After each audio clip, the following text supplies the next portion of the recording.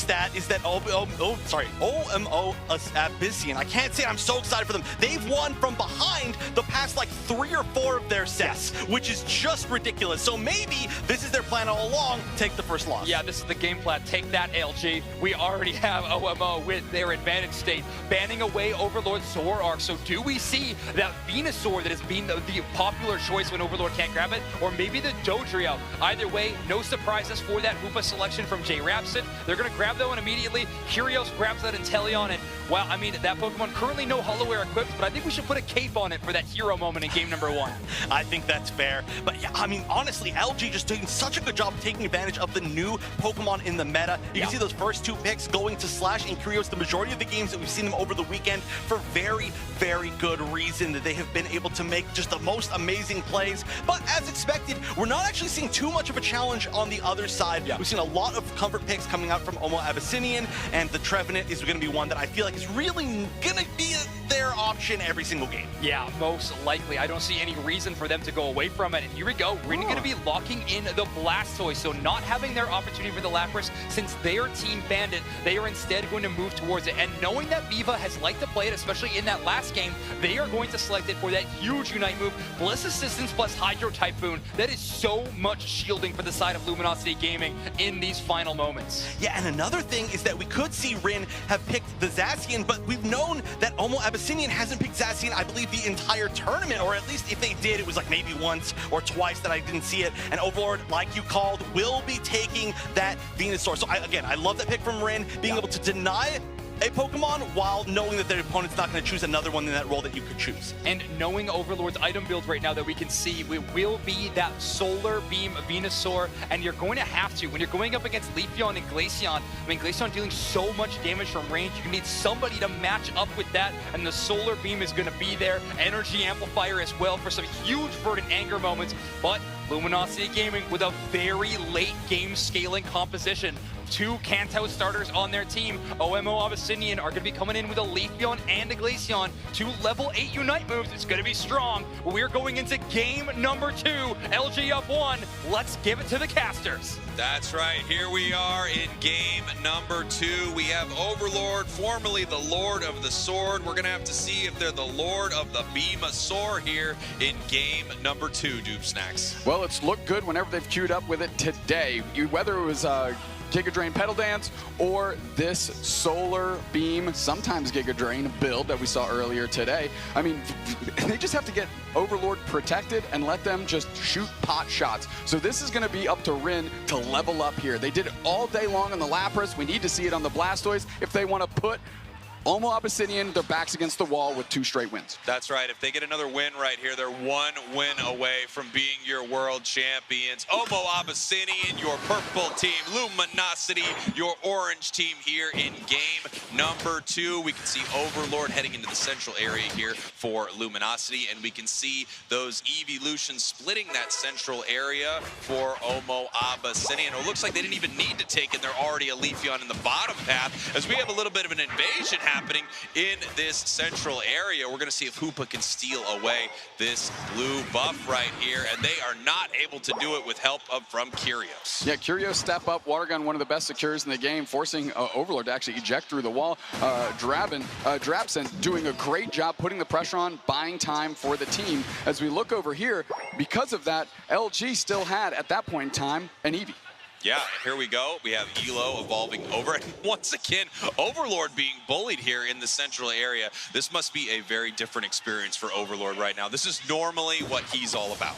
Yeah, Elo's support, Umbreon, nothing to scoff at here as they're getting in the pocket of Overlord with that experience share. Going to see what kind of magic they can make happen. And the quick little pop shot, Astonish doesn't get it done. It is sealed up by Overlord, the person you'd like to have that thing going into the top path as they are fighting to level these 2 Kanto starters up. And look how much time they have wasted for the side here of Luminosity. Just incredible stuff from Abyssinian here. This Hoopa play has been absolutely brutal, and they've slowed down this freight train train that is Overlord.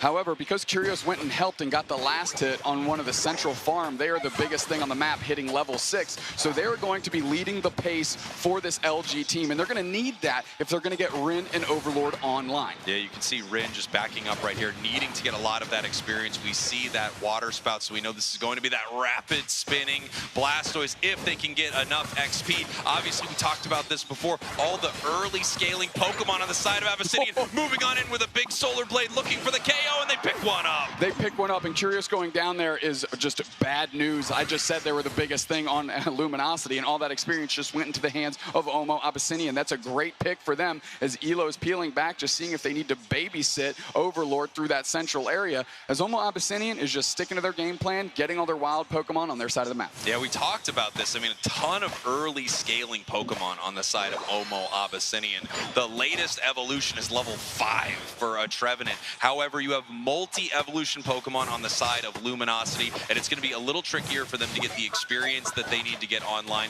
and be as impactful, as we do have that level 7 Ivysaur, so we have the Solar Beam in the top path. OMO Abyssinian moving around this map very, very well. Already have the positional advantage here for this basement. Reggie, Tempest taking their spot up front, looking to just Horn Leech the opponent away. Not too worried about the Blissey, forcing out the Shedinja doll though, but Curios is here shelling in damage. That's the person they want to space out. They're going to try and reset Tempest, but they can't quite make it back. Sealed up by Luis on the Leafeon, and they've been doing that all day long. OMO Abyssinian playing so well at the start of this match, and of course you would expect it given all of these early game Pokemon. Meanwhile, while all this is happening, you can see Rin the Wartortle staying in the top path. You can see Overlord the Ivysaur staying in that central area. They need this experience right here, and they recognize that they are behind. They're not going to be able to compete for these objectives the way they would like to. They need to get their levels right now, as OMO Abyssinian is continuing to put the pressure onto Luminosity. This is their first opportunity to really do some damage, and the LG game is all about damage control in this moment. Can they make something happen? No. Overlord is ticked over to Venusaur, and they take out their grass-type counterpart as the beams are starting to fly, and now they're able to deal with this Regieleki very quickly. Overlord hitting level 9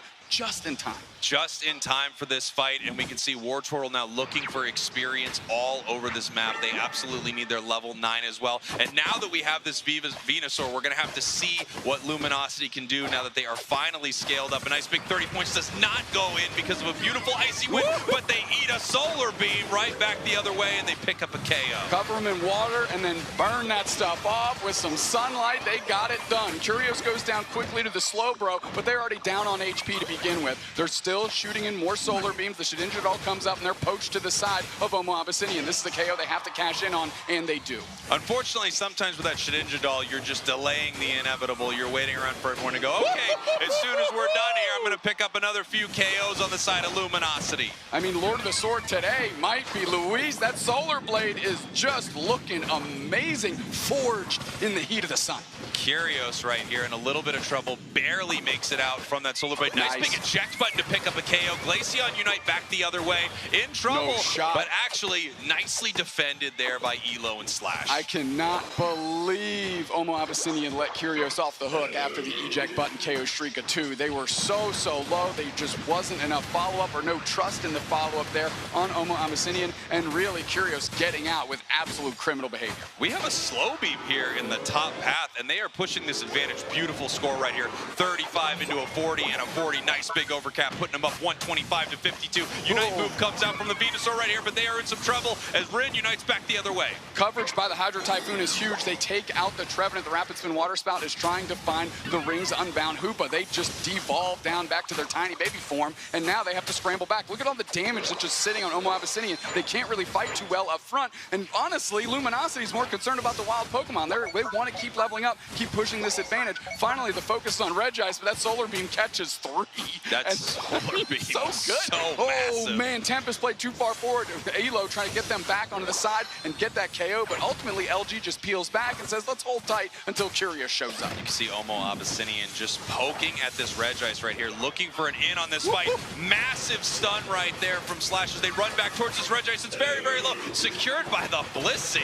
Listen, Slash is an absolute legend on this Blissey, and securing objectives with an Egg Bomb or a basic attack or whatever tool they've got available to them them is no new news. They are world champions, and that's a Pokemon that they used to ride that wave to the top last year. And take a look at this play here from OMO Abyssinian. Nice 40 points while everyone was distracted. Same thing happening on the other side for Luminosity as well. Blastoise scoring in this top path, bringing this game to 165-172. Once again, so incredibly close as we are 1 minute away from Rayquaza. Luminosity up 1 game, however, and they want to make it 2 very, very soon. One thing you got to keep in mind is Rin has not really been a factor this game because they've just been powering up in that top path. They did join the fight for a little bit, but now they're sitting at level 12. They're at parity with the biggest things on the side of OMO Abyssinian, and Rin is ready to go to work and really unlock the key that is Overlord and those solar beams. I think the big question here as we move towards this fight is, are these late game scaling Pokemon going to be able to win inside this fight? Because it does look like OMO Abyssinian has definitely let their foot off the gas since the beginning of this match. They're slightly behind on score, and they're not taking as many good fights. Yeah, those Wood Hammers not pulling back Slash the way they wanted to. A nice little Phantom Force to pop them, but they're just going to eat an egg and meet back on their own goal pad as the rest of LG is peeling up. Tempest looking to make a push here. The portal's down if they want to try and score, and now the pressure on Elo's there from Miva as well. And here we go, 10 seconds now until we have Rayquaza, and they pick up a big KO on Trevenant somewhat early right here. Slash looking to get another one right here. The Phantom. Oh, that's a huge egg bomb. Beautiful egg. No reset there. Miva's like not super low on HP, but just having them chunked is a big deal here. So is Girafson. They have low on HP. Another portal comes up. They're going to have to take that one.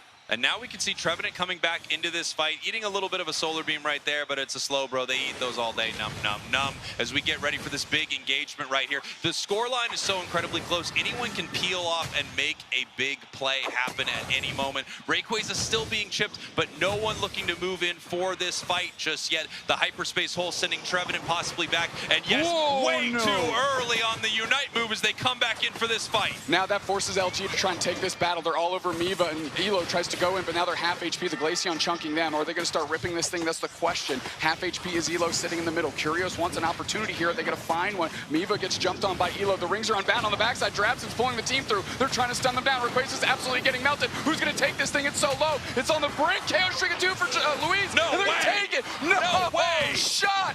No shot. Rin stepped up. They said, we don't need a solar beam. We just need me, baby. I'm a turtle. We're getting it done on the Thea Sky Ruins. For a minute there, I was having deja vu. I was 100% convinced that was another Inteleon on basic attack on that Rayquaza as points are raining in for both sides right here. But OMO Abyssinian is down 246 to 372. They need to make something happen. They only have 34 seconds left as we pick up a massive double KO in this bottom path, and it looks like it's going to be too little, too late for OMO Abyssinian as Trevenant living on a sliver and goes home to the Pokemon Center. Rin is praising everything under the sun that they were able to secure that Rayquaza, because otherwise they'd be having a real conversation about that Hydro Typhoon. But that is in the past now, and Luminosity takes themselves a game 2, and the world champions are 1 game away from a repeat performance. Wow, what an incredible match right here. And you can see how excited they are up there on the main stage, taking some incredible fights near the end of this match. And it just seems like everything goes the way of Luminosity in these final moments. We're going to send this thing on over to Wonder Chef and Kello to break down game 2. With how strong they are in the final 2 minutes. Oh, Sneaky, come on, the flip. With how strong they are, it's not a flip. It's not a flip. LG's now standing for last-minute gamers for sure. They are just in such control of everything around that Ray Pit. And joining me this time, I'm going to have Kello as Zoinks gets ready. Look, I was lucky enough to witness that from the grandstands on the crowd. The crowd was amazing. All of the oohs, all of the ahs. But can I just say, Rin has been securing those objectives. Yeah, that is a big deal. That was a tough one, too. The aggression was so strong early on from OMO Abyssinian that they really needed to fight their way back into strength, and that's exactly what they did, so they could have that amazing final 2 minutes as they've been having. But let's take a look at the graph. Honestly, this is what we've been seeing. It's been so close, no matter what, especially in points, and we are, I think, within 10 points of each other at a point here, and then Rayquaza. honestly, it was just neck and neck. They were able to match each other left, right, and center. But let's have a look at the numbers here. You can see Kyrgios on that Inteleon, 90